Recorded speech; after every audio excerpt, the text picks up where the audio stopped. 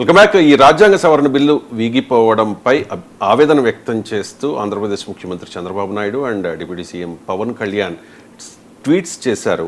కోట్లాది మంది మహిళలకు ద్రోహం జరిగింది, ఒక మంచి అవకాశాన్ని కోల్పోయాం, బిల్లును ఓడించడంతో దేశానికి గొప్ప అపకారం, ఇకపై జనాభా ప్రాతిపదికనే సీట్ల పంపిణీ, దీంతో దక్షిణాది రాష్ట్రాల ప్రాతినిధ్యం తగ్గే ప్రమాదం ఉంది అంటూ ఈ బిల్లును అభ్యంతరం వ్యక్తం చేసి నెగిటివ్గా వ్యతిరేకంగా ఓటింగ్ చేసిన విపక్షాలపై చంద్రబాబు నాయుడు ఆగ్రహం వ్యక్తం చేస్తే పవన్ కళ్యాణ్ కూడా ఒక ట్వీట్ చేశారు. మహిళా శక్తిని పెంపొందించే మహదా అవకాశాన్ని దూరం చేశాయి ప్రతిపక్షాలు అంటూ ఆరోపించిన పరిస్థితి. సార్, దక్షిణాది రాష్ట్రాలకు అన్యాయం జరుగుతోందని కశ్మీర్ నుంచి కన్యాకుమారి వరకు దేశంలోని ప్రతిపక్షాలన్నీ కూడా ఈ రాజ్యాంగ సవరణ బిల్లును వ్యతిరేకంగా ఓటేశాయి. కానీ అదే దక్షిణాది రాష్ట్రాలకు సంబంధించి దక్షిణాది పార్టీలైన Telugu Desam party and Janasena party ఎందుకు మద్దతు ఇచ్చాయి సార్? ఏముంది, బీజేపీలో ఉన్నారు కనుక ఏమైనా అంటాం కదా. నాకు సింపుల్ అవసరం. ఇప్పుడు చంద్రబాబు గారు పవన్ కళ్యాణ్ గారు ఏమంటున్నారు, మహిళలకు అన్యాయం జరిగింది. అసలు ఇది మహిళా బిల్లే కాదు కదా, ఎట్లా అన్యాయం జరుగుతుంది? అసలు ఈ బిల్లులు ఏంటి ఒకసారి చెప్పండి. కనీసం చంద్రబాబు గారు పవన్ కళ్యాణ్ గారు నాకు ప్రజలకు చెప్పాలి, ఇది మహిళా రిజర్వేషన్ బిల్లా? ఇది కాదు. ఈ బిల్లులు ఏంటి? 3. ఒకటి the constitutional 131st amendment bill, 2 delimitation bill 2026, 3 union territories laws amendment bill. ఇందులో ఎక్కడ ఉమెన్ రిజర్వేషన్ బిల్లే కాదు ఇది. మరి ఎలా మాదో అవకాశం పోతుంది? నాకు నిజంగా అర్థం కాదు. అసలు ఉమెన్ రిజర్వేషన్ బిల్లు మీకు ఎప్పుడు ఆమోదం పొందింది? సెప్టెంబర్ 2023లో ఆమోదం పొందింది. నోటిఫై ఎప్పుడు చేశారు?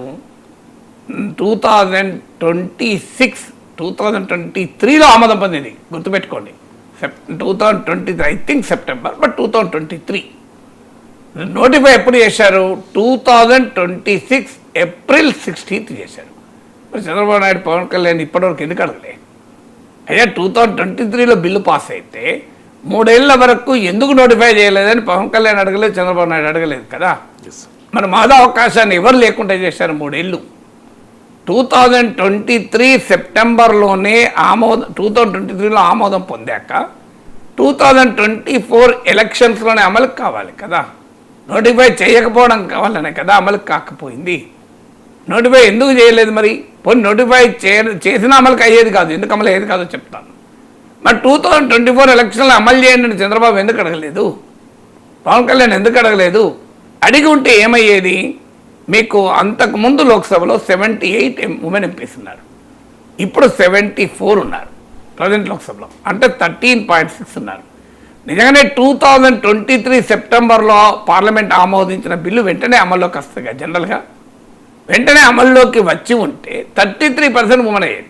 కేవలం 13% ఉన్నారు. 20% ఉమెన్ ఎంపీస్ రాకుండా అడ్డుకున్నది మోడీ ప్రభుత్వం కాదా?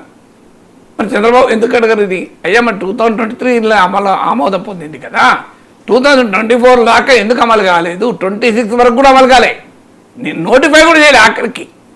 ఇది ఒక బిల్లు పార్లమెంట్ ఆమోదం పొందింది, దీన్ని నోటిఫై చేయాలి గెజిట్ నోటిఫికేషన్ అని కూడా ఆలోచించలేదు. ఎంత న్యాయం చూడండి. మరి ఎవరు మాదా అవకాశం లేకుంటే చేసింది? 1276 ఎమ్మెల్యేస్ గెలిచారు అప్పటి నుంచి ఇప్పటికి ఈ బిల్లు ఆమోదం పొందాక. మీరు ఇందులో కేవలం 123 మాత్రమే ఉమెన్, less than 10%. నిజంగానే బిల్లు ఆ రోజే అమల్లోకి వచ్చి ఉంటే 33% అయ్యేది కదా. అంటే 23% ఉమెన్ ఎమ్మెల్యేస్ కాకుండా 20% ఉమెన్ ఎంపీస్ కాకుండా అడ్డుకున్న ప్రభుత్వాన్నేమో చంద్రబాబు అడగరు, పవన్ కళ్యాణ్ అడగరు. 3 ఏళ్ల తర్వాత నోటిఫై చేయాలని గుర్తొచ్చి ఇప్పుడు నోటిఫై చేస్తే మీరు మాదా అవకాశాన్ని కోల్పోయారంటే ఏంటి? మీరు రాజకీయంగా కలిసి ఉంటే ఉండండి, కానీ ఇంతగా ప్రజల్ని మోసం చేస్తుంటే ఎట్లా అని నా బాధ. న్యాయం కదా, మీరు 2023లోనే మన ఆమోదం పొందిన బిల్లు మీరు చట్టం అయిపోయింది కదా, మరి దాన్ని ఎందుకు అమలు చేయలే అంటే దానికి తిరకాసు పెట్టింది మోడీ ప్రభుత్వం. ఆ తిరకాసును చంద్రబాబు క్వశ్చన్ చేయలే, పవన్ కళ్యాణ్ క్వశ్చన్ చేయలే. ఏంటి ఆ తిరకాసు? 2023లో ఆమోదం పొందారు, కానీ when will it come in to effect? Next census తర్వాత జరిగే డీలిమిటేషన్ ద్వారా ఇది అమల్లోకి వస్తుందని చెప్పారు. నెక్స్ట్ సెన్సెస్ ఎప్పుడు జరుగుతుంది? 2027లో. తర్వాత డీలిమిటేషన్ మినిమం 5-6 years పడుతుంది. లాస్ట్ డీలిమిటేషన్ 2002 నుంచి 2008 మధ్య జరిగింది. అంటే 2032-33 పూర్తయింది. అంటే 2034లో అమల్లోకి వస్తుంది. 2034లో అమల్లోకి వచ్చేదాన్ని 2023 ఎందుకు చేయాలి? కారణం 2024 ఎలక్షన్లో చెప్పుకోవడానికి చేశారు. చెప్పుకోవడానికి చేస్తే అయ్యా మరి ఇది కరెక్ట్ కాదు, దీనివల్ల 10 ఏళ్ల దాకా మహిళా రిజర్వేషన్లు ఆగుతాయని చంద్రబాబు అడగలేదు, పవన్ కళ్యాణ్ అడగలేదు. అడగాలి కదా.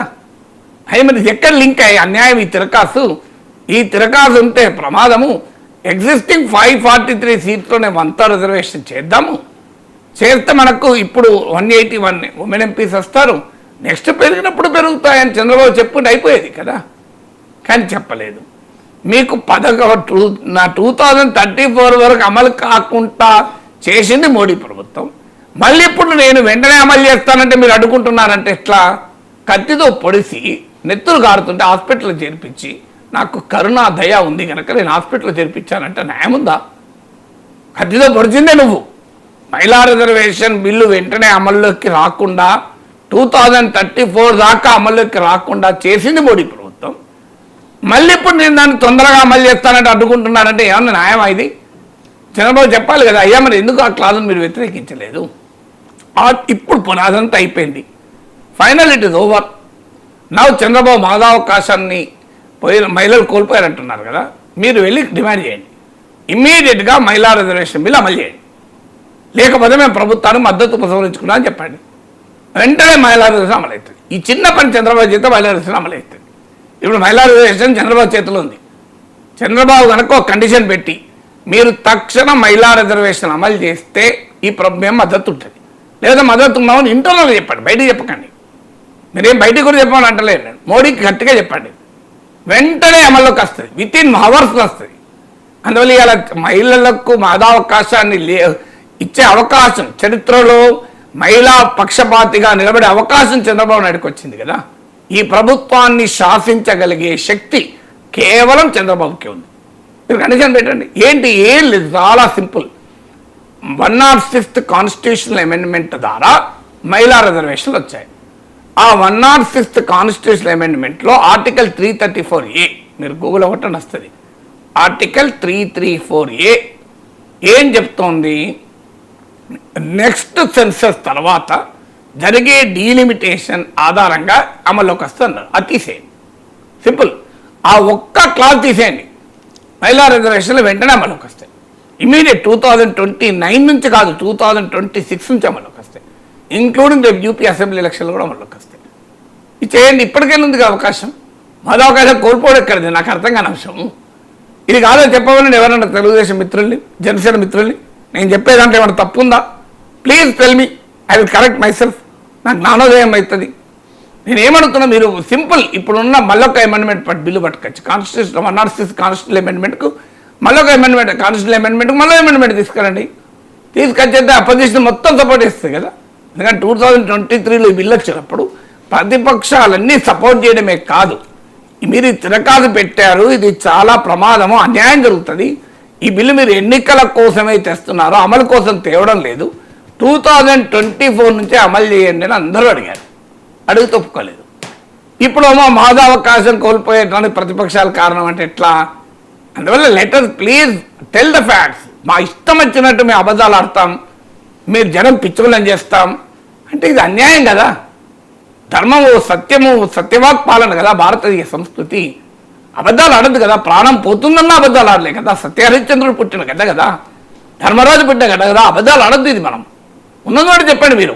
ఎస్, మహిళా రిజర్వేషన్లను 2034 దాకా అమలు కాకుండా చేసింది ఎవరు?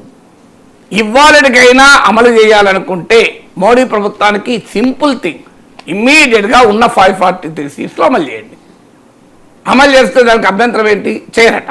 ఎందుకు చేయరు? మా మగ ఎంపీలు ఒప్పుకోరు. అసలు విషయం అది. మా మగ ఎంపీలు వాళ్ళ సీట్లు పోతుంటే ఒప్పుకుంటలేరు.